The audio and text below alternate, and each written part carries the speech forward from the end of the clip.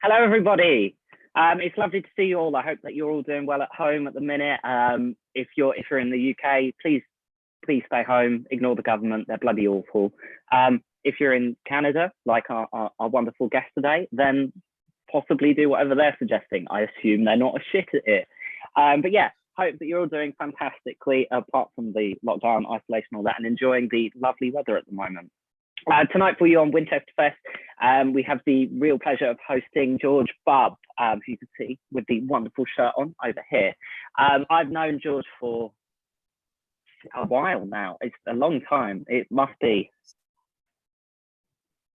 several years. I really don't know. I haven't, a number of years. It's been a while, and he's still one of the coolest people I've ever met. So finding out that he got into poetry is fantastic. He's also got a book out as well, which we'll be getting into in a little bit. But yeah, really excited to have him with us all the way from Calgary. Calgary. Yep. Yeah, one of those places. They're the same. I just can't pronounce things because I'm an ignorant British person. But apart from that, all is well. But yeah, really great to have you with us. So we're going to have a bit of a chat, a bit of an interview, talk about the poetry scene, his experience, and then we've got the pleasure of having a bit of a performance for him. So yeah, welcome. Join us. Hi, George. Welcome to WinchesterFest. How's it going? Oh, it's our absolute pleasure. Yeah, it's good. I'm excited. This is something new for me. I try and do interview things myself, but I'm usually the one saying the words, and now I'm having to reply to the words. Well, I'm glad we can swap the sides on this one. Yeah.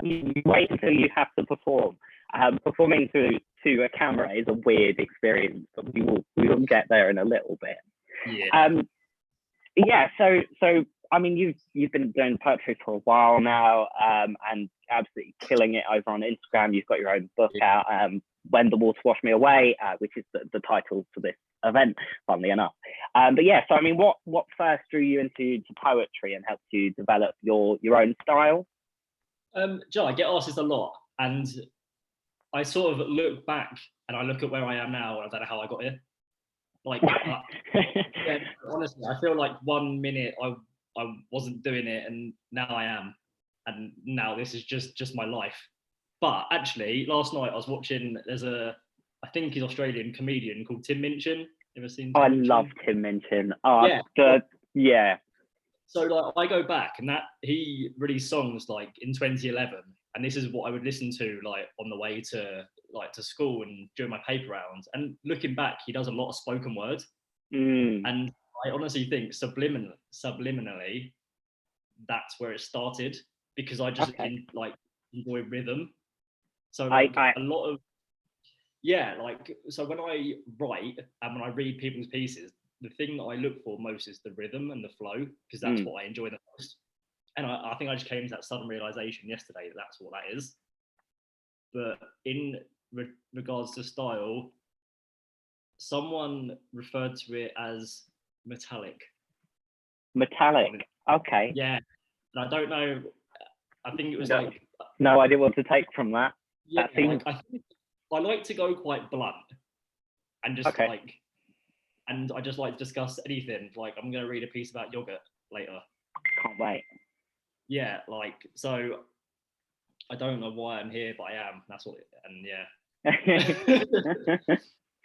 Oh, that's very exciting. So how long has it you've been how long have you been doing poetry? Is it something you started because I personally was doing it for a couple of years before I actually started, and like it's shit, like it's bad work, but I mean that's what got me into it per se. So I mean, do you have a plethora of bad poetry that you have behind you? So I look back, and when I started, if you will, and I reckon this was about 2016, 2017, where I write like once every 4 months. It was all in like Old English. Like, oh wow, okay. I don't know why, but it was all like based on religion, and it was all going from like God and like Old English. And then I stumbled across Instagram, which is where I live. And we've already discussed this, but it's a case of like a lot of poetry on Instagram is short, to captivate an audience. So going from wanting to do it to then using that platform, my style immediately changed because of that's what I was introduced to. So that's what I thought was more the norm. Sure. So like it then became short, and I'm only honestly now finding myself like what I want to do. So probably like I could say I've been in the game for about 2 years, but probably the last 6 months has been the biggest change in what I do. Okay, So, okay, that's cool. Because it was sorry? I can't remember what you asked. What question you asked? I just sort of started talking. Well, that's the beauty of poetry interviews. I think it's just more of a chat than anything else. But like, yeah. So no problem. I mean, yeah, it's about 6 months or so since your book came out. That's right. I think it was December, or certainly it was around that, I think. Yeah, 18th of December. 18th of December. But yeah, so I mean, I'm not surprised that sort of sparked it more than anything else. I mean, it's an awesome thing. Really incredible to have that out.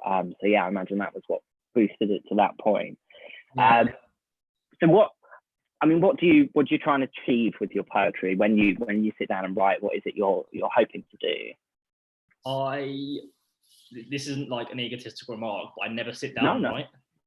Like okay. everything I've ever written, like I've just been stood in the kitchen or on my way to work or to the train station, and it's hit me and I've written it there and then. Like so much of what I've ever written hasn't been edited until the point of like I put it in my book and go, right, okay, this needs to be a little bit more polished.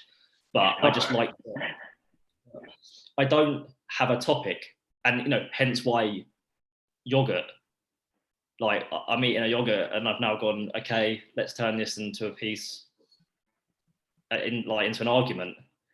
Like that's that. So it doesn't achieve anything. It's more just, this is me having a bit of a laugh. And if you can connect with it, great. That's nice. So yeah, like I think that might be the best reason to write poetry. Actually, I like that a lot. Yeah, so I mean, on that, obviously, inspiration can be a real bitch sometimes, and it does have that moment. Do you find do you have any particular, is there anywhere in particular you find it takes you, or I mean, is there any time that inspiration really comes for you? Yeah, death. I love it. Death. Okay. What? Yeah, that's so right out there. But like, I think it's my most common theme to some degree. Like whether it's lighthearted or serious or like something. But I honestly believe that's where I go most of the time. So I like that. I mean, it is unquestionably universal. You can't really escape that one, can you? Everyone gets that. Yeah, it sounds bad. I said to the missus the other day, like, I've accepted I'm gonna die. Like, I wouldn't say I'm prepared for it, but like it's gonna happen, so it's okay. there isn't a lot you can do to escape it yet. As it goes, there is a fairly good chance that you're gonna die unless you're, Oh yeah, it's only about 100% chance you're gonna die at some point. It's about that. I mean, those are pretty good odds, frankly. I'd bet on that. Just let it happen. Don't fight it. So you obviously, I don't know when exactly it was. Is it about a year or so that you moved up to Canada, or am I just way off base? I'm November. I moved late November. Okay. Well, I mean I'll take that. That's like close-ish. So I mean, did you find yourself doing poetry at all when you were back in England? Not really. Like I sort of, again, Instagram. So the whole time I've been exposed to a lot of people around the world. Like I never, like, honestly, it's not until we sort of started talking again that I noticed how big the scene could have been in England. Sure. And the occasional Facebook stalk on Sam Tate's profile, like where you, where you've been yourself, like to spoken word things, and it's now sort of made me think of what's available here. So I'm trying to sort of get away from having just using a social media platform as a platform and trying to do sort of more or some events when the world isn't in constant crisis. Yeah.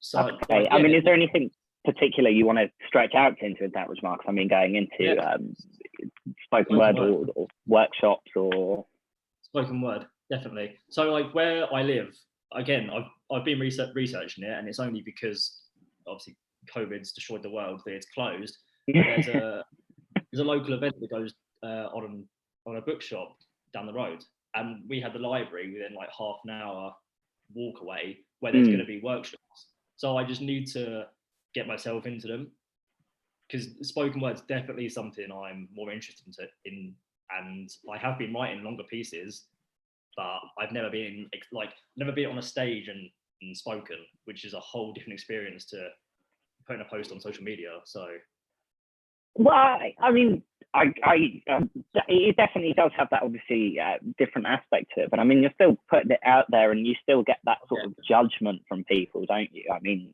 I'm yet to be heckled at a spoken word event, so that's good. Yeah. But I've certainly had some bad marks in my time, so that, you know, you do have that sort of like, you are putting yourself out there for everyone. Saying that, like, I feel like, you know, saying you've got bad marks is actually a sort of a learning curve, if anything. Like, you're able to learn where you're potentially going wrong, whereas the amount of likes on an Instagram post doesn't necessarily determine how good something was. So like I regularly have to ask for feedback that I still don't get, because everyone just wants to be nice. Sure. I mean, besides anything else, that can be the difficulty with platforms like Instagram. Like, it's a great opportunity for getting out there, but like, you know, people want to promote each other, and they want to promote themselves as well, which means they're much less likely to be like, no, I didn't like that, just in case it goes back. 100%. Have you ever had any like nasty comments or anything? Any haters? Is that what they're called? No, and like, I'm not saying it's a problem, because as much as it fuels my ego, that's great. But I need to be told sometimes that if something wasn't good, like, there's a massive culture of everyone just liking and, you know, commenting a generic comment to try, you know, make it look like you're getting involved, but saying that I like this doesn't help me in any degree. Like, I need to be told that shit every now and then. Yeah, or even that's good. I mean, that's the other thing. It's like, you want to develop your craft, and it's like, I need to know where I can work on. I have. I went up to Unislam, which is like the British University Slam competition, in just before the world ended, and was absolutely slated by one of the judges, and it was awful. Like, it was heartbreaking, but it was also a bit like, okay, I do see where you're coming from. So it is nice to have that sort of constructive feedback, and I think spoken word is often really good for that. Yeah, so that's where I'm going to venture next in my life. Exciting. I look forward to seeing it. I mean, do you have any other, I mean, how else have you found Insta as a platform? Is there anything else that you want to talk about on that regard? I could talk about it for hours, because it's such a good platform to network and to meet people. But it's also really quite detrimental in some degree. I just took a week off, like, from Instagram, because it gets too much. Like, I did there was this thing called escape rule, where you do prompts throughout the whole of all of April. So that's like posting 30 things in 30 days and having to constantly write. And I found by the end of it, I was just writing utter crap just to post, like, just to get something out there. And then I moved on to a friend of mine's prompts. I then did my own. So constantly posting for nearly 2 months, just, you question why you're writing. Which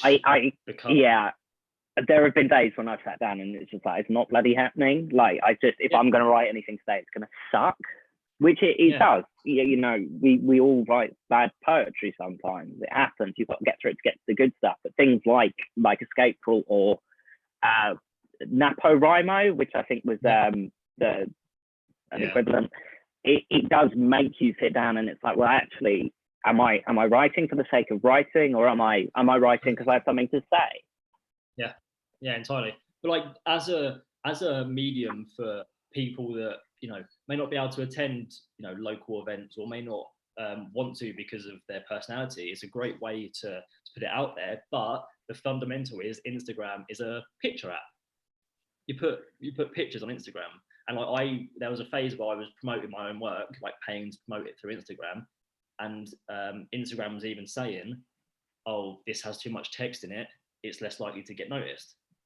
So you're then considering you're competing with people that are writing in script. Be yourself with some followers. Like again, like I'm all for like self-motivation and positivity, but when you're competing with that, where I've just posted something that's got like 250 words in it, I'm not going to get as noticed. And that, I'm not sulking and crying about it, but when you're competing with all these other things, it's then you're questioning like who's reading me. Yeah, of course. Yeah, well, I think it's important to understand the drawbacks of these different platforms and things. I mean, it does help with networking and that sort of thing. I mean, it can be quite difficult. Obviously, poetry is I mean, I won't confine it to written art. I mean, there are a whole different options out there and experimental types of poetry, but as it is a language-based thing, which does make it a bit difficult. But that said, you have one of the most beautifully coordinated Instagram accounts I think I've ever seen. Like, it's just stunningly done. I tried that for a while and it was a ball ache. Like, it was so much work. Yep. Yeah. Like, I think I go through, like, I'll do it for a month and go, oh, I love it. And then I get to the next month, like, oh, I hate it. I'm going to delete everything. And then like I have to go through this battle of like, oh, I don't want to delete everything I've just posted. But like, yeah, there are some, like I follow people that have absolutely outstanding pages, and like the amount of effort they probably put into it, like I can't comprehend. I see too much. If I don't have the time for this, all the concentration, frankly. Yeah, no, and that's it. Like, you then have to question like whether you want to put like an extra hour of your day into something, maybe just to get noticed a little bit more. Yeah, absolutely. Well, we'll move slightly away from it. So your When the Water Washing Away, your first book, I have a copy of. I don't actually have it with me, unfortunately. It is at home. Otherwise, I'd be like, here you go. But you can just pretend. Please do. I'll like put my arms here. No. So tell me a little bit about that book. I mean, where did your inspiration come from? I mean, what have you tried to cover in that book? There is none and nothing. None and nothing. Well, that's strong. Yeah. So, like, every single one of the books I'm going to put out have absolutely no structure. There's absolutely no rhythm in it. Like, the first piece could be telling you to go and walk through a field, and the next one's telling you how I smashed a kettle. I've come to kettle quite a lot. Like, there's just, I didn't want there to be any theme or rhythm or flow to it, because now this is where I'm going to get cheesy. That's not the way like life is. Okay, sure. Like, I want my book to read like as fucking smashed together as some people's lives are. Like, not in a bad way, but in the sense that, like, one day you've just got promoted at work and the next day your shower's broken. Like, life goes like that so quickly, and that's what my book does. Yeah, so there's like no theme, and that's I wouldn't say I pride myself on it, but that's where I'm going with every book I put out. I quite like it. I have to say, having had it, because I was I thought there was some structure to it, but certainly I've been able to just like flip it open to a page and just find something totally new, and be able to take something from that. So I do really enjoy that. So is that the same sort of thing you're aiming for your second book as well? Because I understand that's in the work. Like, when I try and compile it, I'll have my notes open and Word open, and I'll just get one and just drag it to a random page to make it as like random as possible. And then I'll even go back through it, and if I find like 3 pieces in a row that have the word bird in it or something, I'll move them so there's just no theme. Yeah, there's no inspiration behind it. There's no theme behind it, and I think that makes it more fun. I'm totally with you on that. I respect that. Nice. Yeah. This isn't a book for lonely people that need to be told they're loved. But I'm sure there's a person there that's telling you that you're loved, so don't worry. I'm sure there are, but there are plenty of books out there that do just that. So there does get to a point, it's like, unless you have a new take on love, which good luck, like, yeah. All right. I say that, I've just written like a whole collection pretty much based around that. So I'm going to retract that statement immediately. We can ignore that. So yeah, I mean, how have you found your effectively your first step into the world of publishing? I mean, how was that? I get asked so regularly, like about my publishers, to the point that I made a video on it on Instagram. All right, okay. Like I can't give a solid answer because I fell into it. Like I was so lucky. Like I had a really professional email written for Andrew McMill, I think it is, the big publishers in America or whatever they are. The one like RH Sin and all the big ones. I then found a publisher on Instagram. I then wrote a very George-esque email that was just bitsy and like hilarious, sent it to them with my manuscript. They read it and they were like, yeah, let's do it. So like I, in theory, sent one email to one publisher who said yes. So I am just extremely lucky in the circumstance that they were like, yeah, we'll do it. So that's amazing. Yeah, it is, and I'm so grateful. But I just hate people asking me what it's like what are my publishing struggles, because I had none. Like, well, yeah, I feel really bad. I'll give the advice I give, like, to try and help people, and I try and send as many people as I can to my publishers just in case they take them. That's like me giving back. But like, I understand that trying to get published isn't easy. No. Like, I originally was going to do the KDP program through Amazon, and I looked back, and if I had done, my book would have been absolute crap. Like, purely because like I sent my publishers version 2 of my manuscript, and by the time I told them I was done, I was on version 16. Yeah. I'd made that many edits, and I reckon if I'd have done it through Amazon, I'd just gone, yep, done, cool, sell it for a $5, let's see what happens. So I'm grateful, but I just feel like I can't give advice on how to get published. But it's been fun, I guess. But I mean, arguably that is amazing. There is a bit of luck, but also, you know, props to your book as well. I mean, you're writing's worth it, clearly, but you still went out there and took a chance. Like, I mean, that is the main thing. I know so many people who want to branch out of this type of thing, and it's like, honestly, if you don't take the first step. Oh yeah. My advice to anyone that wants to get published is just send an email. The worst they're going to say is no. You're not any better off than you were now. Like, just send an email to 15 different people. There's so many companies throughout like England alone that will do it. And if not, just try and get published in one of those anthologies, because someone will read it and then maybe find you. Yeah, absolutely. You've got to take the first step. Okay, lovely. Awesome. Well, that sort of wrapped up my last question as well, which is what advice would you give? But I mean, what better advice can you go with except that one? I mean, that is it. Take your first step. Do it. Yeah. Throw yourself down some stairs. We are not endorsed by Nike. Just want to make that clear for everyone. Yeah. Just do it is no. Okay, lovely. I mean, if it's cool with you, I'm really excited to hear some of your poetry. Yeah, oh God, I'm nervous. It's cool. You're chill. I'll be in the background. You can hear me clapping. I'm going to be reading from my phone, so hopefully the words will still go that way and whatnot. It's perfect. I'm going to read the piece and then say the title, as that's how everything is ever done. Okay, all right. I'm going to have a quick sippy because. No. Of course, you've got to stay hydrated. I mean, that's even better advice. Yes, stay hydrated. But don't drink too much because you'll drown internally. Anyway, moving forward. Okay, I'm just gonna throw myself into this. Okay. My sister's trophy cabinet proceeds to glimmer through the corner of my eye as I stare blankly at the vague reflection in the mirror. I moved out of home 8 years ago. Evaluating the evenness of my freshly trimmed beard and the dark cucumberless bags I travel with on a scale of 1 to I'm prepared to face the outside.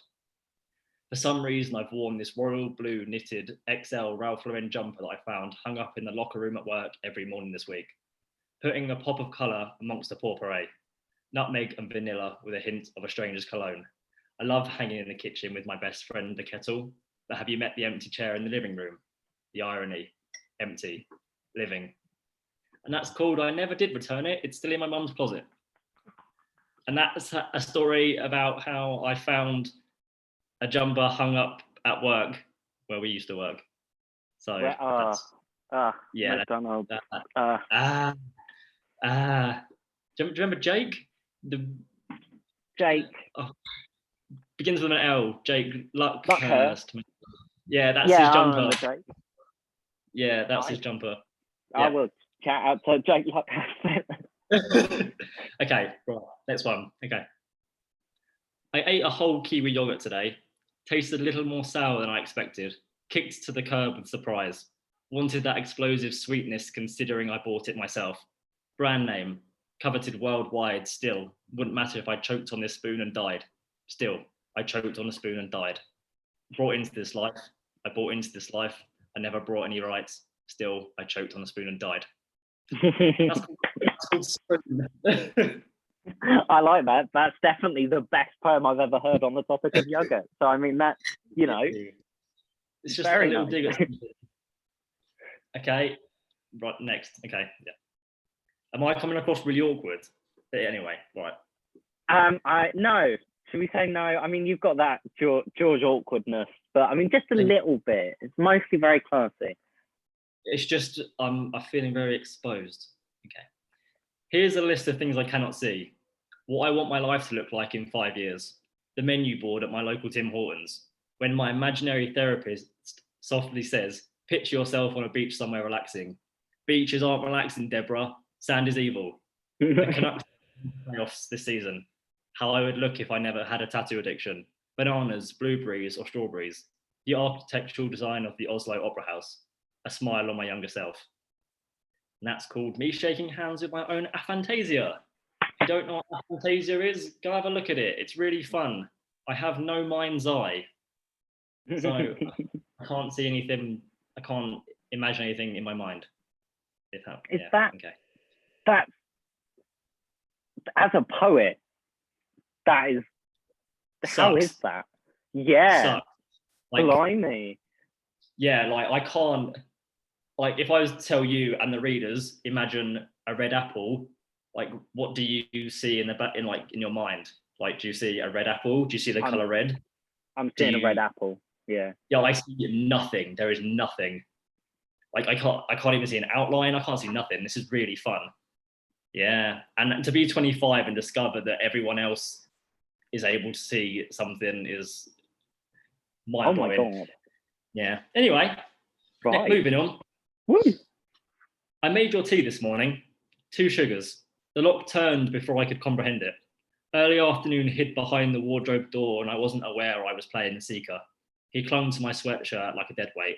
All I wanted was to get dressed like an adult. I just need chemicals and cocaine isn't my thing. Turns out dairy cows aren't my friends either, as the fridge is dry and co-op is just out of reach. 45 minutes passed while Googling what acidic notes to expect and whether own brand instant coffee was going to give me a black eye if I decided to try and take it on by myself. Black tea. The kettle screamed love me, but I barely heard it. Knocked loose, knocking away unwanted voices. My favourite mug full of dark matter, an abyss, staring into the pure intimidation directly like a child proving they can beat the sun one-on-one. An overwhelming burnt aroma flooding the kitchen as I stir in that half spoon of sugar because I'm in Canada now and I'm determined to be healthy. Dad, be proud, I'm coming down from 4. Charred chocolate's tones sticking to my throat, my bones crunching under the expectation, ready to pull a face like a baby who has just been given a lemon. the dead weight of early afternoon falling to the floor in shock as I stand facing West Downtown, watching my neighbour try and park the truck. Smooth jazz playing a warm melody in my chest. Dare I say I enjoy my coffee black. Never going back. That's called my first black coffee. And that's a dramatised recollection of how I had to force myself and drink a black coffee because I ran out of milk. And now I don't drink coffee with milk in it. Try black coffee. It's fun. It's nice. I can't drink coffee. It's just too much for me. But, you know, the advice is out there. If I will, I'll drink black. Ended by that state. Yeah, do it. I'm going to force you to. Then you'll be like, yeah. Okay, this is a long one for me anyway. Let's have fun. I don't remember hearing the rain last night, but at least now I can do my part for you. Dipping 2 fingers in rainwater collected by local chasms in between cobbled stone, wiping off the dust and unlucky seeds that have congregated over the scratched up brass plaque used to dedicate this bench that currently supports me to you. In memory of Lucille de Thorne, 1957 to 1982. Biggest heart, biggest smile, always love. Acknowledging the numbers and sadness, up until now we've shared the seconds. Why am I owed the next few? Why won't you? Sat back in awe with a poorly rolled cigarette, pretending it's a Peter Stuyvesant like grandma used to smoke when it wasn't considered deadly. Back when the 440 Magnum engine was all the rage. Back when granddad was just starting to build houses and build what would become the Bubb family. Forgive my tangent. This atmosphere is full of reflections and I'm not one to shy away from delving into an alternate reality where I'm grasping a Peter Stuyvesant. Yet I find myself here, passing away in mid-afternoon with a cigarette and jam sandwich cut into triangles. Leaning back and throwing my arm around the sun as you would in the cinema, she seems to want to spend all her time with me anyway, lying quietly in my lap as I tap, tap, tap the molten ash onto the growing weeds. Probably the world's worst fertilizer, but I'm recycling through my lungs, filtering out my own toxicity. Blankly staring into the distance, watching a woman probably no more than twice my senior wander around watering flower beds, deathbeds, death, watering death. Passing my gaze across what lies in front of me. Half the names slowly disappearing from whatever time-defying stone the family could afford at the time. The crevices being unwillingly stuffed with moss and other forms of greenery that proceed to strip these resting souls of their immortal individuality. I'm not even sure what I'm doing here. My brother's grave's in another country. Maybe all graves go to the same place. I'm not even sure what I'm doing here. My brother's grave is thousands of miles away. Maybe all graves go to the same place. Hopefully one better than a boy on a bench with a lung full of smoke and a jam sandwich. And that's called Moss Devouring Unmarked Graves. Thank you. I've said things live on something. That was brilliant. That was great. Thank you so much. That was wonderful. So just before we sign off, so your book, When the Water Washed Me Away, where is that available for people to go and buy? Amazon everywhere. Amazon everywhere. Indigo in Canada, Waterstones in the UK, and Barnes & Noble in America. Okay, fantastic. We'll make sure a link is posted. Where can we find your work? Instagram. That, I live Instagram at G.D.Bubb, and perfect. Yeah, that's pretty much it. Awesome. Okay, lovely. We'll get that posted as well. So this has been fantastic. Thank you so much for joining us. It's been a real pleasure. Yeah, I hope you've enjoyed it as well. But yeah, this has been great. I've loved it. It's been great. Wonderful. All right, everyone at home, I hope you've really enjoyed that, and have a lovely evening. Goodbye from us for now.